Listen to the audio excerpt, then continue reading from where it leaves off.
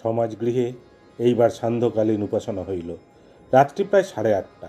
সন্ধ্যার 4-5 দণ্ডের পর রাত্রি জ্যোৎস্নাময়ী হইল। উদ্যানের বৃক্ষরাজি লতা পল্লব শরৎচন্দ্রের বিমল কিরণে যেন ভাসিতে লাগিল। এদিকে সমাজগৃহে সংকীর্তন আরম্ভ হইয়াছে। ভগবান শ্রীরামকৃষ্ণ হরিপ্রেমে মাতোয়ারা হইয়া নাচিতেছেন। ব্রাহ্মভক্তেরা খোল কর্তাল লইয়া তাহাকে বেরিয়া বেরিয়া নাচিতেছেন। সকলেই ভাবে মত্ত, যেন শ্রী ভগবানের সাক্ষাৎকার লাভ করিয়াছেন।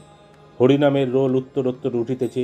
চারিদিকে গ্রামবাসীরা হরিনাম শুনিতেছেন আর মনে মনে উদ্যান স্বামী ভক্ত বেণীমাধবকে কতই ধন্যবাদ দিতেছেন।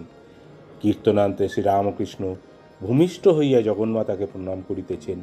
প্রণাম করিতে করিতে বলিতেছেন, ভাগবত ভক্ত ভগবান, জ্ঞানীর চরণে প্রণাম, ভক্তের চরণে প্রণাম, সাকারবাদী ভক্তের চরণে, নিরাকারবাদী ভক্তের চরণে প্রণাম, আগেকার ব্রহ্মজ্ঞানীদের চরণে, ব্রাহ্ম সমাজের ইদানিং ব্রহ্মজ্ঞানীদের চরণে প্রণাম।